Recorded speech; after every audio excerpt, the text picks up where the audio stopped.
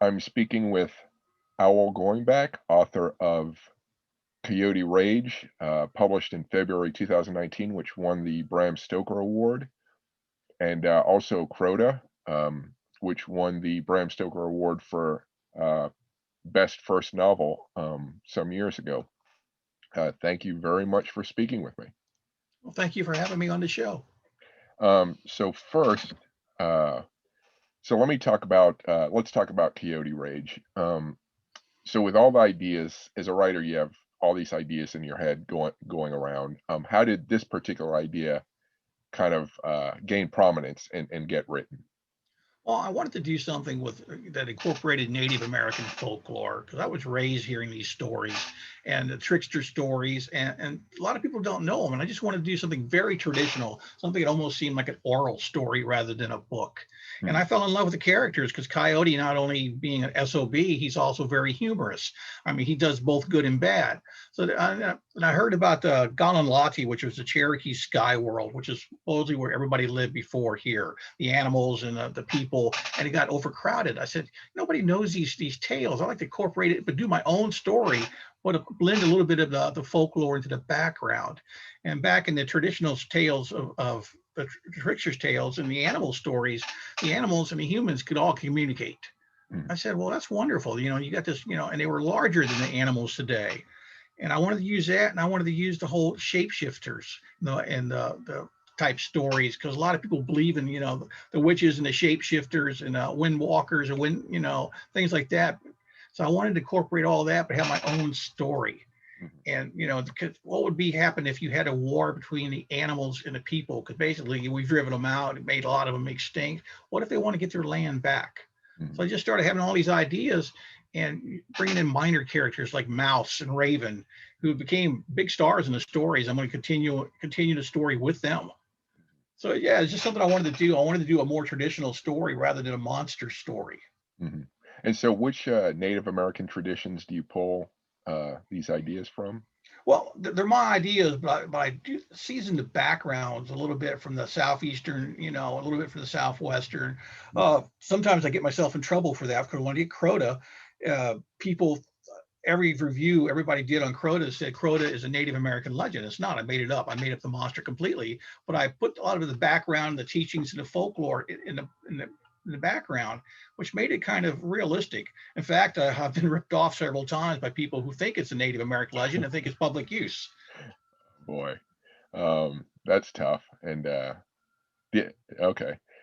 I guess that's sort of an homage to. They say that, an Yeah, but they're homage. they're making million. The one was a big company. And I think it was the same gaming company that made Halo. They come out with an extension pack called the Crota's Lair, and it's about a monster living underground on the moon in this ancient city. Well, Crota is about a monster living underground in an ancient city on Earth. Hmm. But I have a feeling they thought it was public domain. But you can't go after somebody who's got $1 billion in the bank. So it's useless to try to sue them. But it hurts when you walk in and you see action figures and vinyl pops of the Crota. It's like, oh, breaking my heart, guys. Stop it. I invented that. Yeah.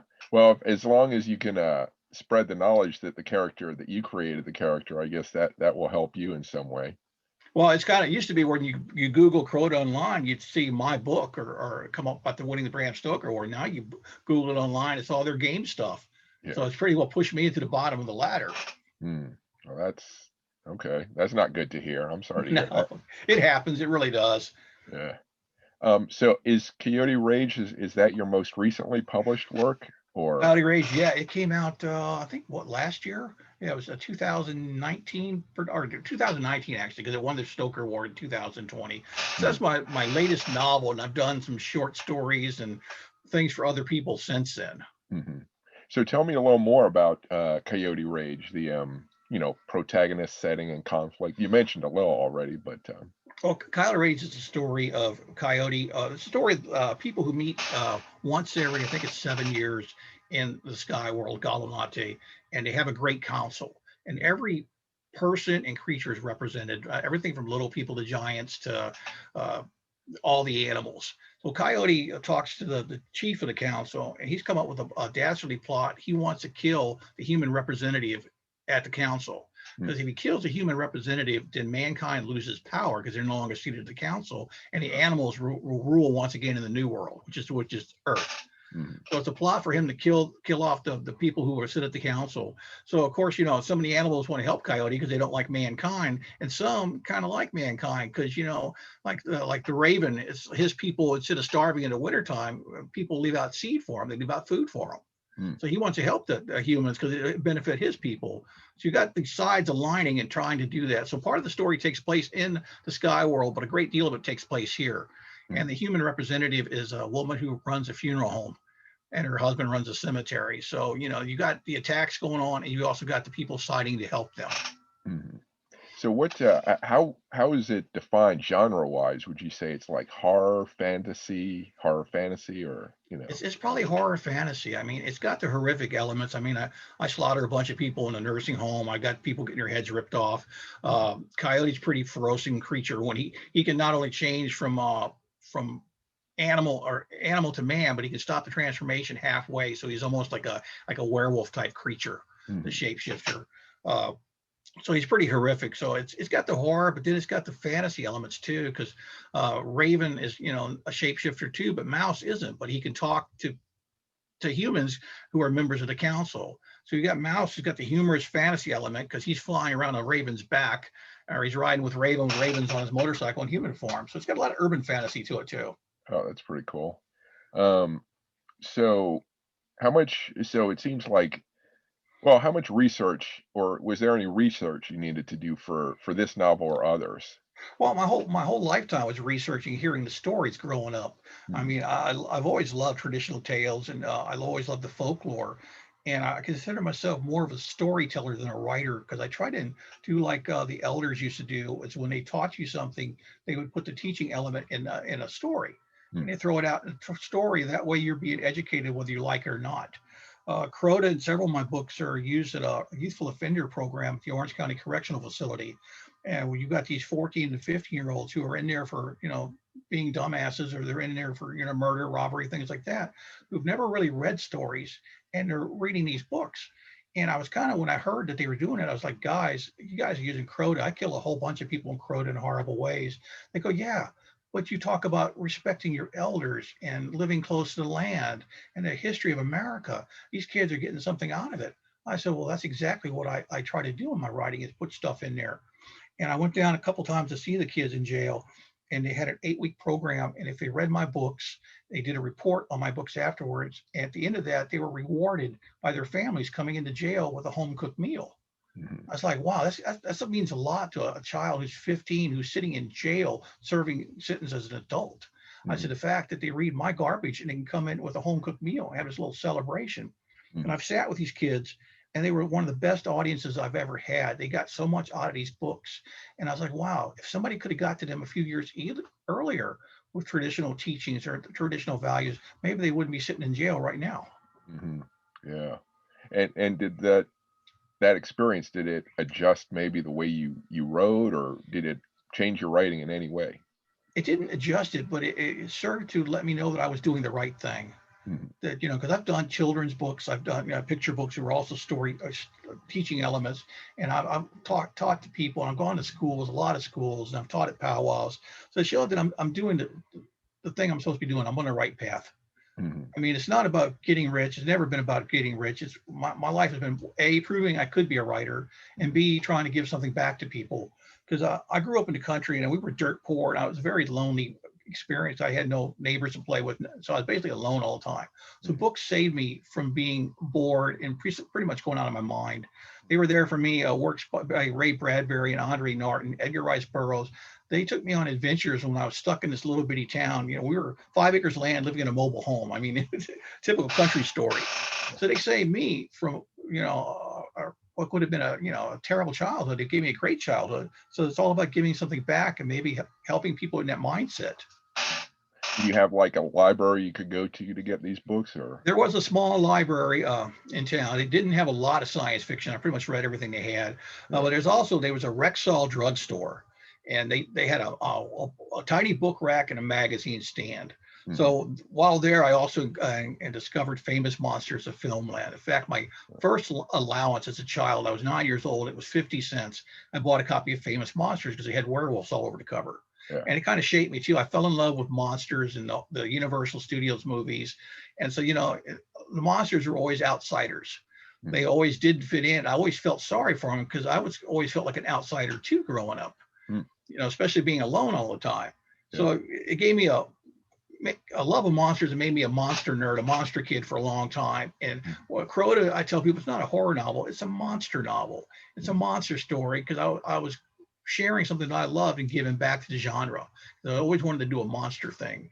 I don't write about serial killers. I won't write about terrorists. I want to write pure escape fiction for the guys who still love monsters. Yeah, cool.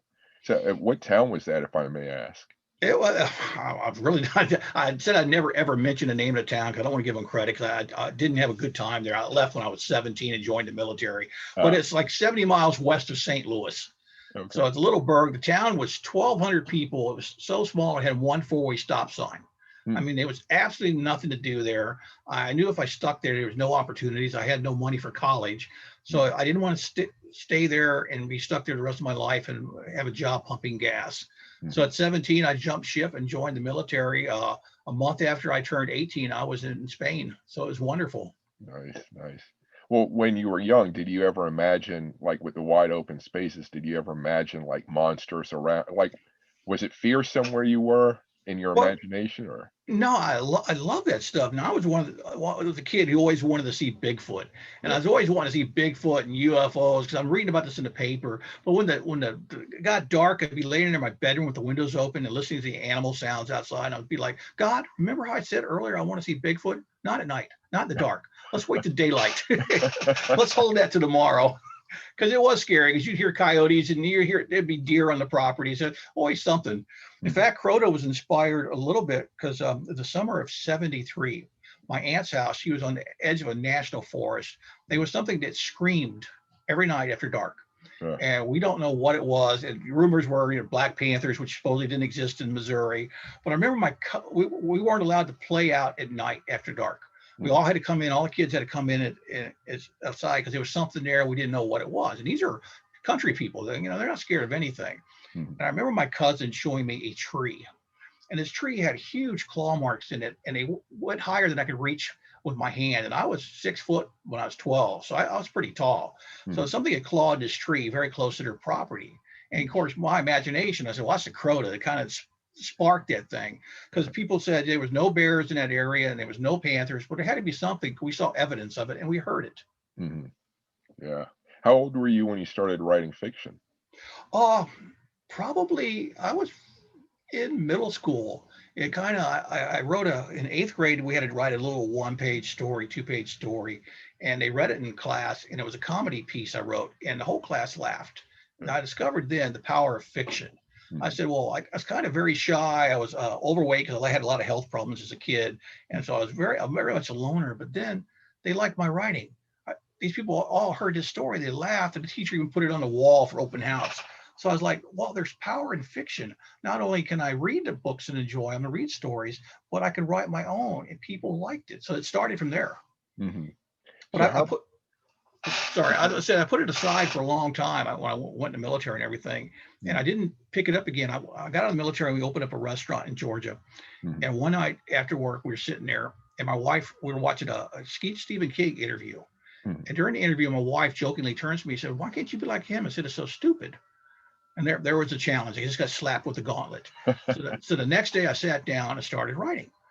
With the purpose of selling. I said, okay, well, you write about what you know. And at the time I was big into martial arts. So I wrote a martial arts article for a magazine, sent it off, and they bought it. I said, whoa, that's got to be beginner's luck. I said, I'll tell you what, I will sit down and write another one. And if it sells, I'll keep writing. If it doesn't, I'll give it up. So I wrote down another article, sent it off, and they bought it. So I did, for the first couple of years, I did martial arts articles, but it didn't pay much. So I switched to fiction. And almost 10 years to the date of watching the Stephen interview with Stephen King, I was up against him for the Bram Stoker Award for Best Novel of the Year. And all because my wife called me stupid. I mean, she still calls me stupid, but it got me going. Yeah, that's cool. So did you ever have any formalized training in writing, or did you just kind of pick it up? No, I mean, I had I think a creative writing class in middle school, which really wasn't anything. We just went in and wrote a diary, basically. Mhm. Kind of inspired me when I was in high school. Instead of doing English 1, 2, 3, and 4, they changed the program. So after English 1, they had like classes, semester classes like literature of the supernatural and mystery literature, where you just read books all day, and we had to write stories there. And Mhm. I ended up writing a lot of stories for other kids in the class and charging them $5 a story because they could turn them in because they didn't want to write. But yeah, it inspired me because we got the whole course was you read and write, so it was great. Cool. So, you mentioned some of the books you liked, some of the stuff you enjoyed. What are some of the other things maybe from then and up till now that inspire you? And that can include books, music, movies, TV. I'm a big pop culture nerd. I'm big in science fiction shows. I love shows like The Outer Limits because it's always has that ending where even though it's a monster of the week kind of show, it's always at the end. It's like, well, mankind really doesn't know all the answers. There's stuff out there we don't know of, and I love that. Yeah. I'm big on that. I'm big on folklore and weird stories. Mhm. Uh, Florida's got a lot of great stuff. I mean, stories about lizard people and skunk apes and witches and things like that, and towns disappearing. I thrive on that. I'm always reading nonfiction, just looking for that one line that'll inspire me Mhm. to write a book. I wrote Darker Than Night because I was looking at a book and it had an article about a lady in Spain. Mhm. And one day the stain formed on her floor. And as it darkened, it turned into a face. Mhm. And several more stains formed and they turned into faces. And they had photographs of these faces, and they were horrific. You could tell they were faces. They were some kind of person's face. Mhm. And the town come in, and everybody got involved, and they tore up the floor a couple times of tile, put new tile down, and the things happened again. And finally, I went in there and dug up the concrete. It turned out this little old lady was living over a burial ground and containing the bodies of people who had been tortured in the Inquisition. Oh, I was wow. like, wow. I said, that's a story idea. What if you're having your cornflakes in the morning? You look down, there's a face looking up at you. And I said, well, let me tie that in with some native elements. I said, because the Hopi people believe that, that their tribe, their people came up from underground, that Mhm. this is the fourth level and there's three below us. I Oh, said, well, that's kind of food for thought. 'Cause that's pretty scary. Because I mean, if I look down from my cornflakes and saw a face under my kitchen table, I'm moving out. yeah. God.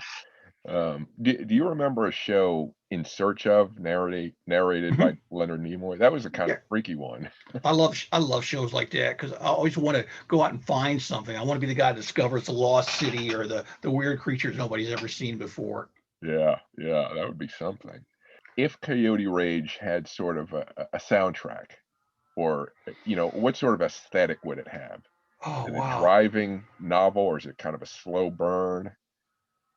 That's a tough question. I never really thought about it. I mean, it's got a slow buildup. I mean, you got to have some like Carlos Sakai, some Native American flute music in the background, some Robbie Robinson because he's a Native American. He does some great stuff. He not only was he with the group called the Band, and so you Mhm. got the rock element. But yeah, it would go from a slow burn up to Rob Zombie kind of thing. There would be elements, especially the chase scenes or the battle scenes, where it'd be hardcore metal, a little Metallica mixed in there, which is what I basically listen to when I'm writing stuff. Is I'll do the hardcore. Mhm. Okay, okay. Um, Now as far as your writing process, do you have anything out of the ordinary that you think you do as far as, doing your drafts or maybe finalizing your work? Nothing out of the ordinary. Basically, I mean, I always like to write a long outline first. I'll sit down, I'll turn the computer on, and I'll number chapters like 1 through 25, and Mm, then for each chapter, I'll write maybe a page or two, just get the idea on paper. Because mm, a lot of people they don't do that, and they'll get in the middle of the book and they'll get stuck. mhm, So by doing that, I'm forcing my brain to think out the general idea. And from that 25 pages or 25 chapters, I will do a long outline to send to the publisher, telling them that I may change stuff in the middle of it. I may decide to kill off a character or change the ending a little bit. But here's the grist of the story. I mean, they can get something out of it. I mean, I did that with a novel Breed, which is set in St. Augustine. I wrote it with a happy ending in mind. But when mm. I did the actual novel, when I wrote it out, I killed off one of the main characters because I saw in my mind him die in a horrible way. And it was too funny not to use it.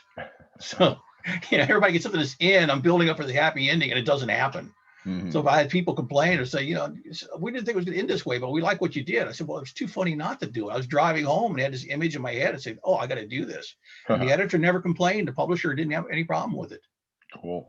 Um, so so looking back to when you won your award for Crota to now, has your approach to writing changed over time, like because of the awards you've won? No, I still am probably the laziest writer in the world. I get motivated when somebody waves a contract at me.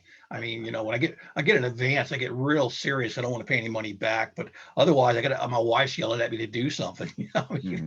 But no, I when I'm doing like a novel, I like to do like 10 pages a day, Mm-hmm. and it doesn't matter how long it takes me. If I get those 10 pages done in 1 hour, I quit for the rest of the day.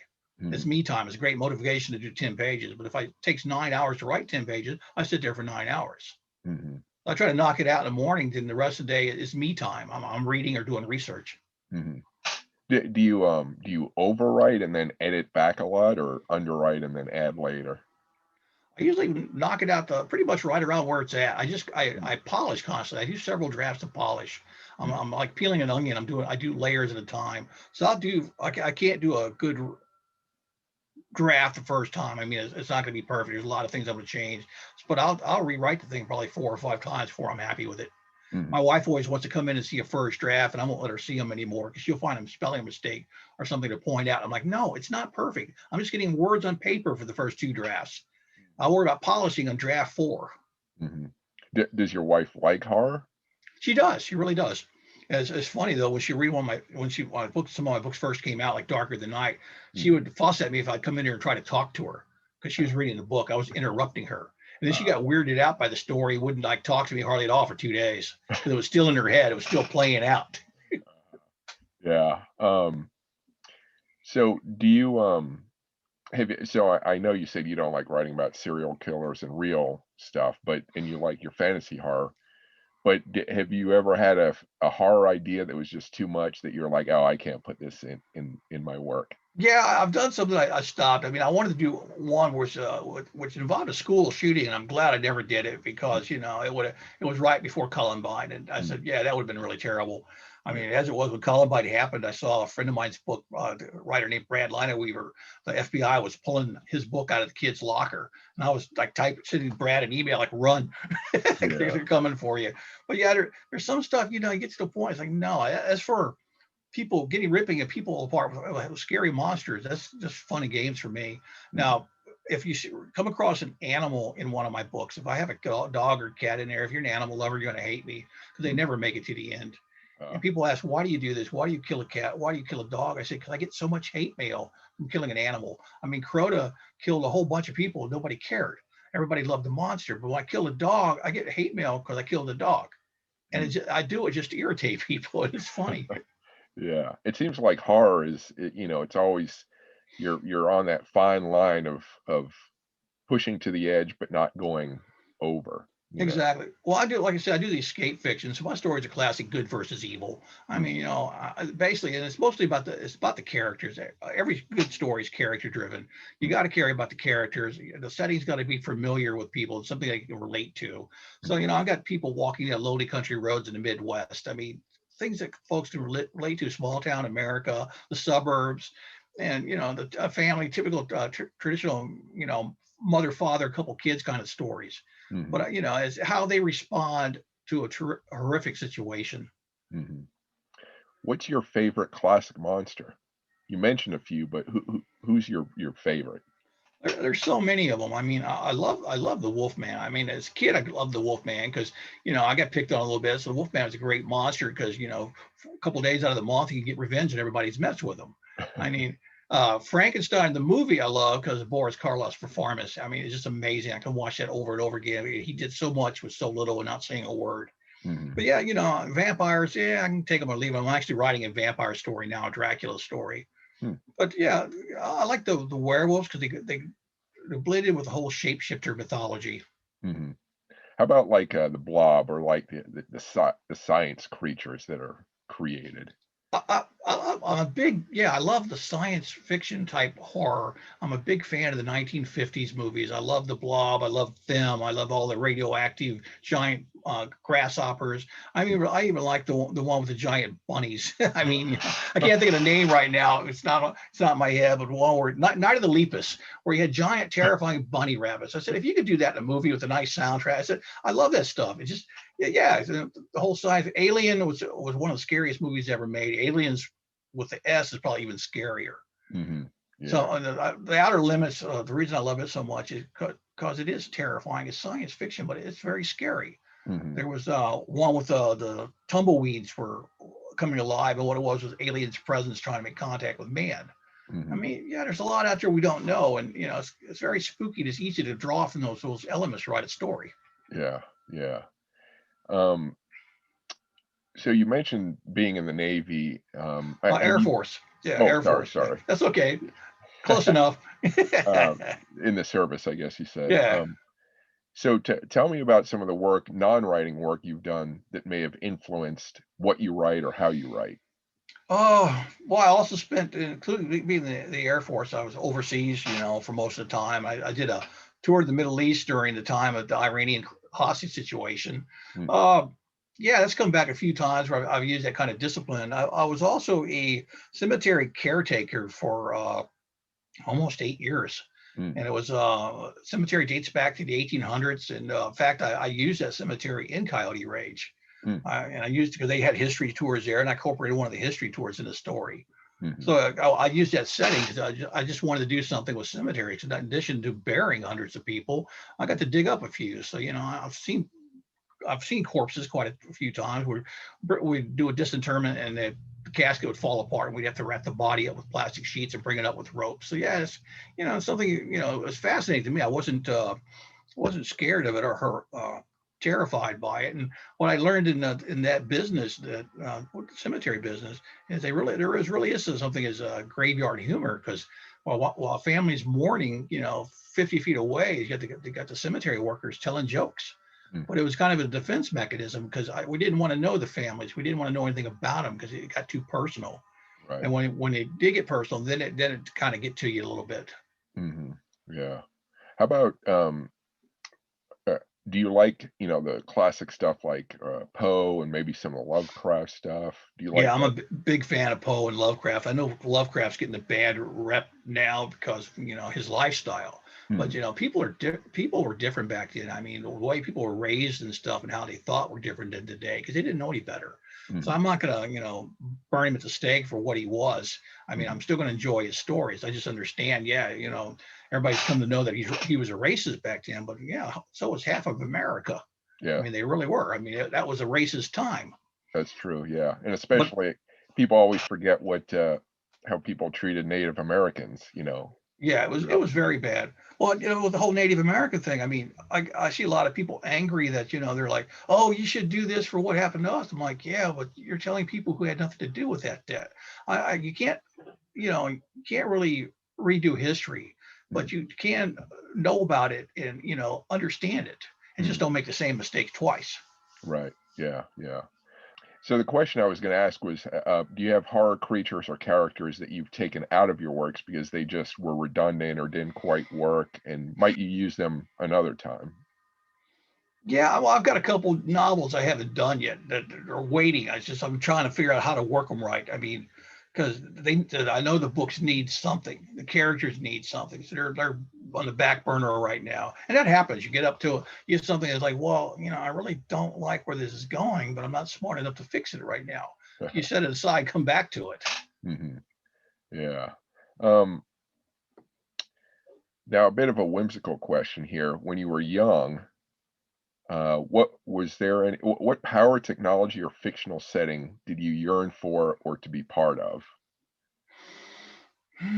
Fictional setting. I always wanted to do the quest. I mean, I always wanted to do that whole alone discovering type things like the Lord of the Rings. Yeah, no technology because I wasn't raised in a technology background. I mean, the first computer I ever saw took up an entire room. I mean, we didn't know anything about computers back then. Of course, we didn't have the internet or anything. So in small town, yeah, we were way behind. So yeah, I wasn't really drawn into hard science fiction because that would be guys who like the technology usually end up writing science fiction. I can't write the hard stuff. I was more into I always wanted, when I was a kid, I wanted to be an archaeologist because I was fascinated by lost civilizations. Hmm. Found it very interesting. I mean, you saw pictures of ancient Rome and stuff, and my question was, what was the daily life like? I Hmm. mean, historians recorded the battles and the big things, which is what we do today.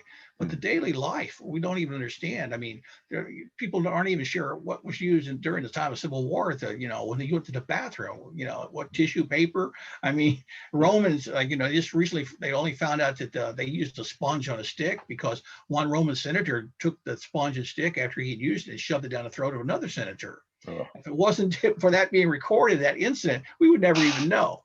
So yeah. little things like that are lost. It fascinates me because these people went through trials and tribulations, had the same hopes, feelings, and desires that modern man does. I Hmm. mean, they were tested on a regular basis, like we are. We're going through a really rough time right now. But I'm Hmm. thinking while we're going through this, I'm like, well, my ancestors went through rougher times. Ancient Egyptians, Romans, they all had this. I mean, some of these people went through times so bad that their civilization disappeared off the face of the earth. Hmm. So I'm looking at what's happening now. I said, how we're going to respond, whether we get back to normal or somewhat normal and become a stronger nation because of it, or we end up just being, empty ruins like people before us.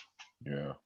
Does your work ever touch on South Native America? I don't know what the proper term is, but like Aztecs and Mayans and that. Not really, because I'm not an expert on them. I'm fascinated by them, but I'm not an expert. I Hmm. mean, it's kind of, but when they disappeared, yeah, you have the Native Americans in North America who did not want to have big cities and things like that, monuments. I often wonder is that's related because are they related to the Aztecs and the Mayans? And they basically turned their back on that because the grandeur of the Aztecs and Mayans, you had these great temples, but you also had, enslavement, human sacrifices, and things that went along with it. Was Hmm. it a case of government getting too big, and you got basically the people in this continent are almost like the hippies, or back to the earth Yeah. movement kind of thing going on. That's In a the very mounds in this country, when they showed up, when the white explorers showed up, they asked a lot of the native people who built the mounds, and a lot of times the response was, "We don't know. They were here before us." Mhm. So there's a whole race of people, whole generations that are just forgotten. Nobody knows who did what. Yeah. That's a very interesting contrast, that you point out. Yeah, that's food for thought. Um, so what's your current work then? What are you working on? I think you touched on it a Right little. now, I'm currently working on a short story for an anthology, which basically classic monsters, retelling tales with classic monsters. Hmm. And I picked Dracula because I've never done a vampire story, but I wanted to do Dracula not so much because he's a vampire, because he was a shapeshifter. I Mhm. mean, he changed into mist, changed into wolves. I said, but if he attacked in a shapeshifting form, he would still have the intelligence of the human, whereas a werewolf basically lost all control. Ah, So I wanted to have that. I wanted that way I could tie it into folklore of the Western tribes with their skinwalkers and things like that. I mhm. said, if somebody back then saw Dracula, they might think he's a skinwalker. They might think he's a witch because Mhm. of what he could do. Yeah, it makes me wonder about like all the different, obviously there were lots and lots of Native American tribes in the past before, all the devastation. I'm just thinking about just the multitude of traditions, even like the stuff that's connected to horror that's out Mhm. there. Yeah, that's why I find fascinating for years. But I've been writing stuff for 30 years and incorporating stuff because nobody was doing it. And Mhm. I wasn't what's like, I'm going to use it because nobody else. I wanted to share it because it Mhm. was fascinating to me. When I wrote this, researching Hopi legends, I came across a legend where they talked about a tribe of people attacking one village, attacking the other on flying shields. And I was Uh, like, whoa, whoa, back the hell up. Flying shield? I got a UFO story now, Hopi legend dating way back. I said, and nobody's caught this? And yeah. so it made it kind of like, so you look at the rock carvings out in the Southwest where they look like they're wearing helmets or things like that. Or you go down to South America where the tribes who would misshape the children's heads. Mm. And you look at the skulls of the people who misshape their heads and they look like the drawings we're doing of the grays for the UFOs now. I'm Mm. like, okay, now that gives me a theory. What if, they did that because they saw it and the Yeah. people who they saw looked like that were very powerful and very strong in their eyes. I mean, that would be an incentive for somebody to make their child look like that. So what Yeah. if they had visitors? I mean, what if what we're reporting down drawings, it all tied in? And that's why they did the whole skull misshapen because they saw an alien. Wow, that's a cool idea. I was, and maybe this you already answered it now, but I was going to ask, what's the most fantastic or out there Native American like tradition that you've come across?